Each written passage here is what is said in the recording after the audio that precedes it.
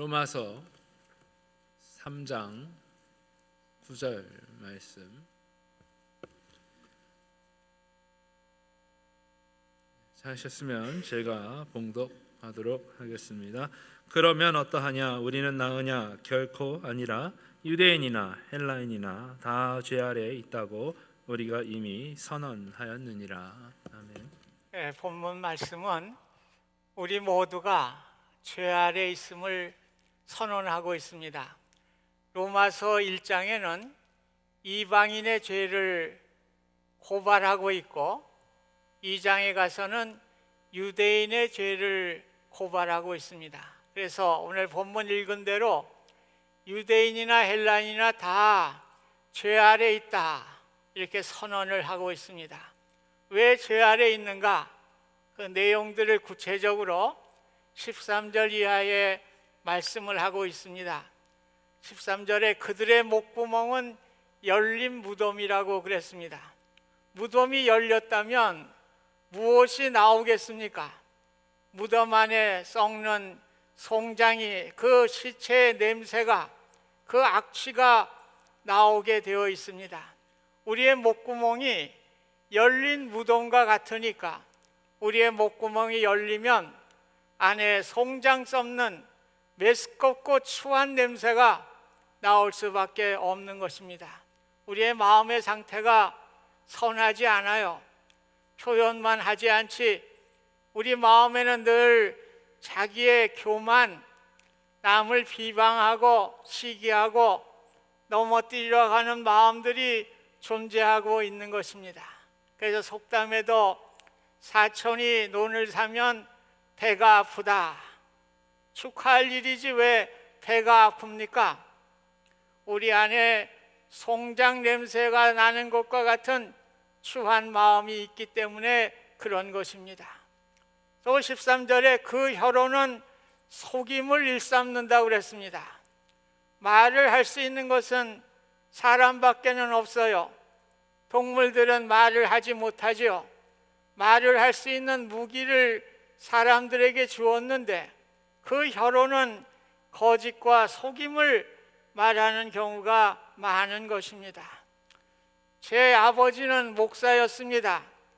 설교 준비를 한창 할 때 집에 전도사님이 찾아오셔서 문을 두드리셨는데 그때 아버님이 얘 나가서 나 없다고 그래라 그렇게 이야기를 했습니다. 저는 어릴 때 순진하니까 그냥 그러대로 얘기를 했어요. 아빠가 얘기하는데 없다고 그러래요. 그러니 저는 어물전에 꼴뚜기 같이 집안 망신을 시키게 된 것입니다. 그렇습니다. 목사라고 해도 이렇게 거짓말을 하게 되는 것이죠.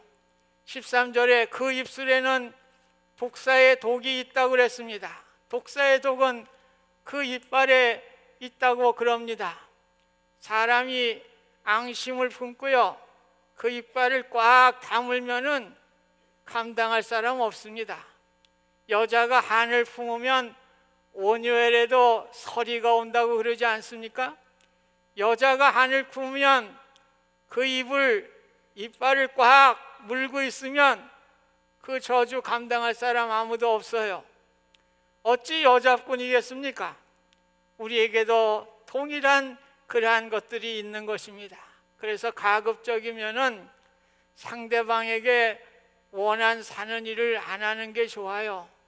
원한 사는 일을 하면 상대방이 이빨 꽉 물고 원한을 품게 되는 것입니다. 그래서 우리 성도님들은 되도록이면 남에게 원한 사는 일 하지 마시기를 바랍니다. 우리가 무심코 한 말이 상대방에게 빗으로 꽂혀요. 상대방에게 잠을 못 이루게 하는 경우가 많이 있습니다. 내 입술에 나도 모르게 저주와 악독이 가득하다는 증거를 우리가 알 수가 있는 것입니다. 그 다음에 15절에는 행동하는 것에 대한 것이에요. 발에 대해서 말씀을 합니다. 그 발은 피 흘리는데 빠른다. 행동의 죄를 고발하고 있습니다. 발은 우리의 마음의 행동을 실천하는 도구입니다. 마음속에 여러 가지 생각들을 실천하는 것이 말입니다. 사기를 치는 사람들 보면 상대방에게 환심을 사려고 발로 얼마나 뛰어다는지 몰라요. 선물도 나르고 뻔질나게 다니면서 환심을 사게 됩니다. 그러면서 결정적인 순간에는 어떻게 합니까? 발로 주랭랑을 치게 되는 것입니다. 살인하는 사람도 자신의 생각을 발로 옮겨서 살인하게 되는 것이죠. 이간질하는 사람도 이 사람 저 사람 발로 찾아다니면서 남을 이간질하게 됩니다. 방탕한 생각을 가진 사람은 어떻습니까? 발로 가야 되지 않을 장소에 발로 가서 방탕한 죄를 저지르게 됩니다. 우리의 말과 행동이 나도 모르는 사이에 죄 아래 있음을 우리에게 깨닫게 해주는 것입니다. 본문은 왜 이렇게 인간이 죄 아래 있는가? 그 근본적인 것을 말해주고 있어요. 18절에 보면 그들의 눈앞에 하나님을 두려워함이 없느니라. 오늘 죄를 갖게 된 거는요, 하나님을 두려워하지 않기 때문에 그런 것입니다. 우리 뭐 다 하나님 두려워합니다 그러지만은 그렇지 않아요. 보이지 않는 하나님을 두려워하지 않고 살아가는 경우가 대부분이죠. 뭐 전부라고 해야 될 것입니다. 최초의 살인사건이 가인이 아벨을 에덴 동산에 죽인 사건 아닙니까? 하나님이 가인을 찾아오셨어요. 내 동생 아벨이 어디 있느냐 물으니까 제가 아우를 지키는 사람입니까? 오늘 하나님이 다 알고 오신 거예요. 죽인 거 다 알고 오셨는데 뻔뻔하게 거짓말을 하는 것입니다. 전혀 하나님을 두려워하지 않는 것이죠.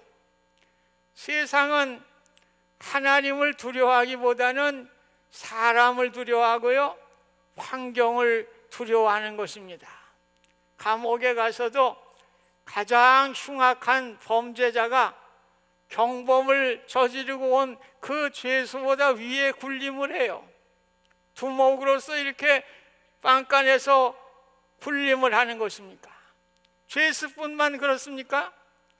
세상의 권력을 가진 사람들이 자신은 큰 범죄자라는 생각을 하지 못하고 상대방을 삿대질하면서 마치 자신은 의인처럼 행동하는 경우가 많이 있습니다. 심지어 목사님들 가운데서도 자신의 허물을 묻어둔 채 상대방의 약점을 거품 물고 달려드는 사람들을 제가 좀 봤어요. 이 모든 것이 무엇입니까? 하나님을 두려워하지 않기 때문에 그렇습니다. 우리 모두는 이러한 상황 속에서 자유롭지 못한 거예요. 신학자 칼 발트는 사람들이 하나님을 찾고 있는 것 같지만 우상을 찾고 있다, 그런 이야기를 했습니다.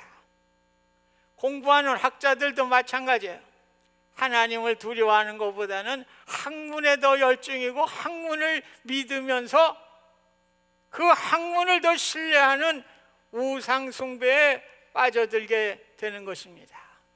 사업을 운영하는 사업가들도 물질을 벌기 위해서 하나님을 두려워하기보다는 내 이윤을 더 우선시하는 우상 숭배에 빠지게 되는 것입니다.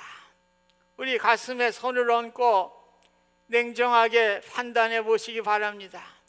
내가 일상적으로 하는 일이 하나님을 두려워하기보다는 내 자신의 유익을 위한 우상 숭배에 빠져 있지 않은지, 저나 여러분이나 한 사람도 자유로울 사람이 아무도 없는 것입니다.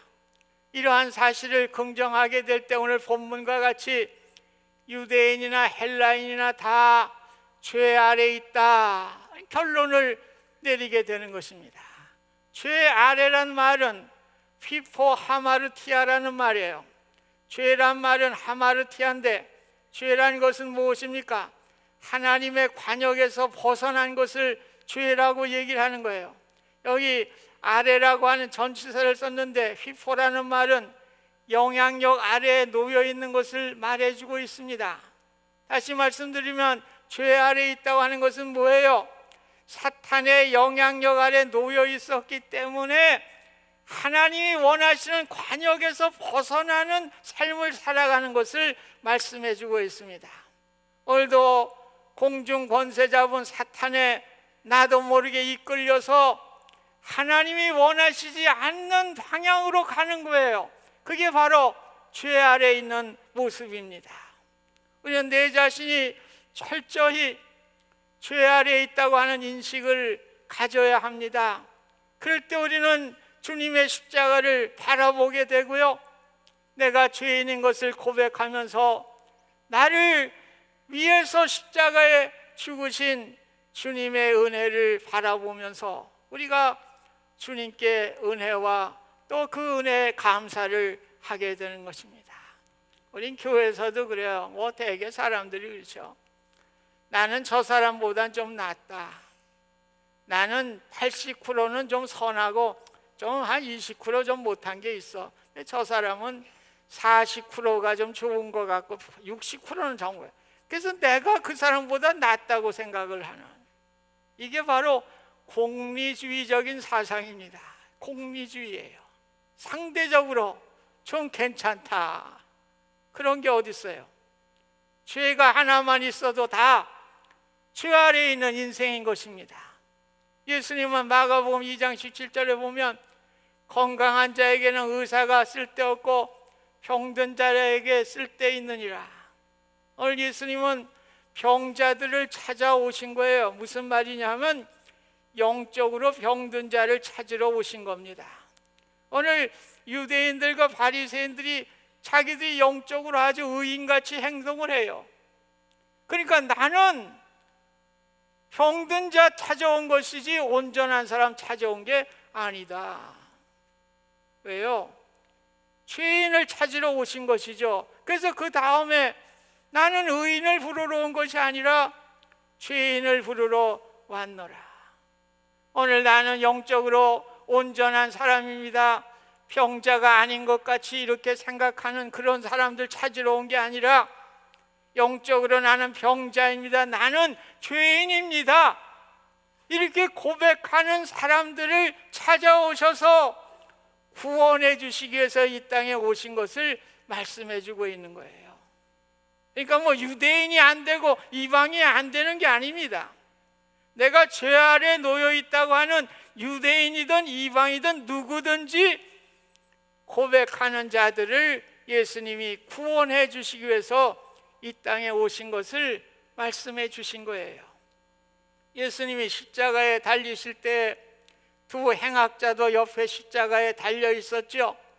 한 행악자는 이렇게 얘기를 합니다. 내가 그리스도가 아니냐, 너와 우리를 구원하라. 다른 한 사람은 이렇게 얘기를 합니다. 내가 동일한 정죄를 받고서도 하나님을 두려워하지 아니하느냐, 우리는 우리가 행한 일에 상당한 보응을 받는 것이니 이에 당연하거니와 이 사람이 행한 것은 옳지 않은 것이 없느니라. 한 행악자는 자신이 죄인이고 죄라는 것을 깨닫지 못했어요. 구원받지 못했지요. 반면에 한 행악자는 자신의 죄를 깨달았습니다. 예수여, 당신의 나라에 임하실 때에 나를 기억하소서. 오늘 예수님은 이르시되 내가 진실로 내게 이르노니 오늘 네가 나와 함께 낙원에 있으리라. 오늘 죄를 고백해요. 내가 죄 아래 있음을 고백한 사람은 주님께 구원함을 받게 되는 놀라운 은혜를 얻게 됐습니다. 우리는 내가 죄 아래 있는 죄인임을 고백해야 하는 것입니다. 죄의 심판을 면할 길은 십자가밖에 없음을 고백해야 됩니다. 이 고백을 통해서 우리는 구원의 기쁨과 소망이 찾아오게 되는 것입니다. 우리 모두가 다 죄인이에요. 그러므로 누구도 자신의 힘으로 구원받을 수 없습니다. 오직 예수님의 십자가를 바라보고 십자가의 은혜를 믿음으로만 구원함을 받을 수가 있습니다. 내 힘으로 내 자신을 구원할 수 있다면 예수님이 굳이 이 땅에 오실 필요가 없었죠. 우리 모두가 죄 아래에 있는 죄인이므로 사람이 아닌 누군가의 도움이 필요했기 때문에 예수님은 죄의 문제를 해결하시기 위해서 친히 인간이 되셔서 이 땅에 오신 것입니다. 십자가에 달리시고 그 보혈의 피로 우리의 죄를 용서해 주셨습니다. 히브리서 9장 27절 보면 한 번 죽는 것은 사람에게 정하신 것이요 그 후에는 심판이 있으리라고 분명하게 말씀을 했습니다. 저와 여러분들 누구도 다 죽는 것입니다. 그러나 그 이후에는 누구에게도 다 심판이 있는 것입니다.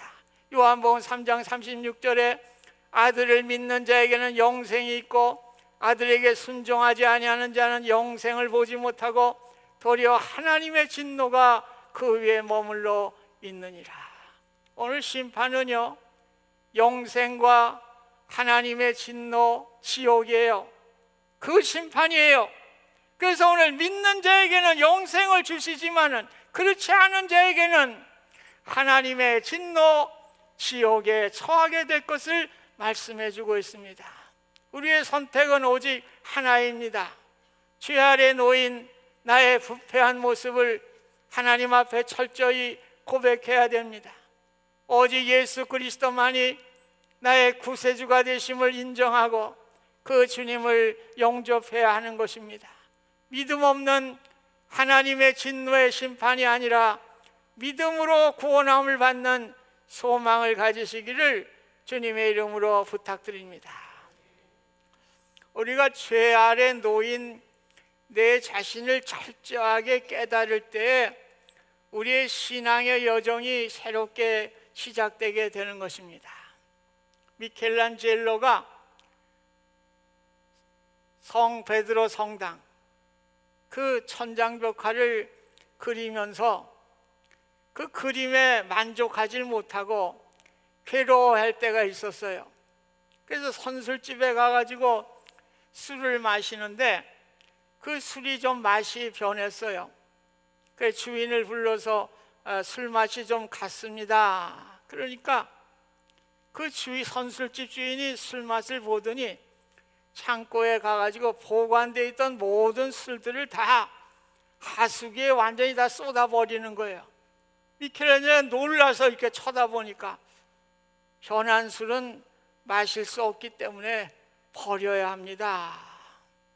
미켈란젤로는 깨달음을 가졌습니다. 자기가 그리고 있던 시스틴 성당으로 달려가서 만족치 못한 모든 그림들을 다 지워버렸어요. 새롭게 시작을 했습니다. 새로운 시작으로 놀라운 작품을 역사 속에 남기고 하나님께 영광을 돌리는 계기가 되었습니다. 오늘 우리가 난 좀 괜찮게 믿어, 난 좀 괜찮아, 그런 거 없어요. 우리 다 죄인이에요. 다 지워버리시기 바랍니다.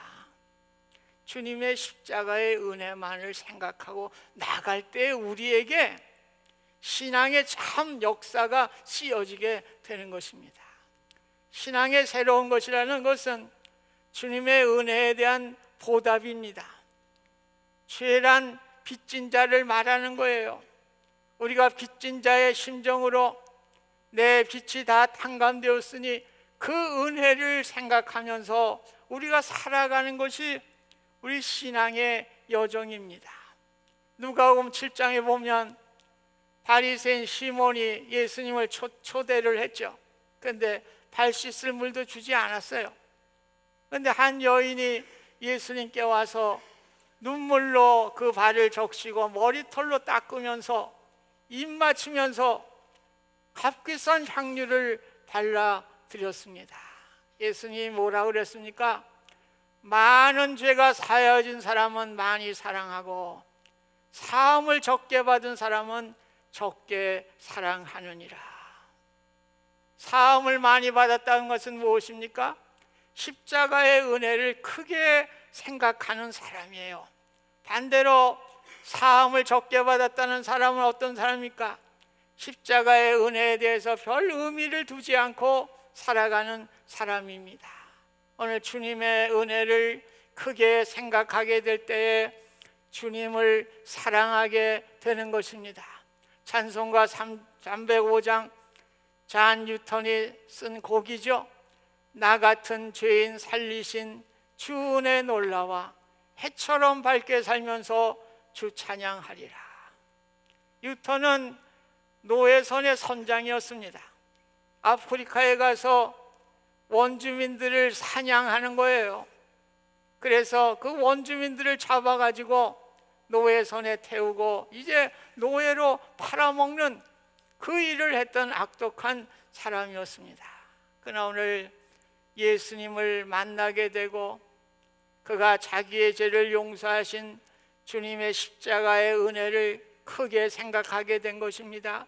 사함을 크게 생각하게 됐습니다.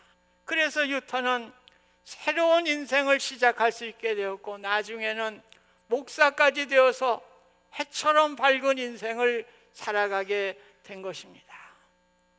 우리가 잘 아는 서머셋 모험이라는 작가의 인간의 굴레라고 하는 소설이 있습니다.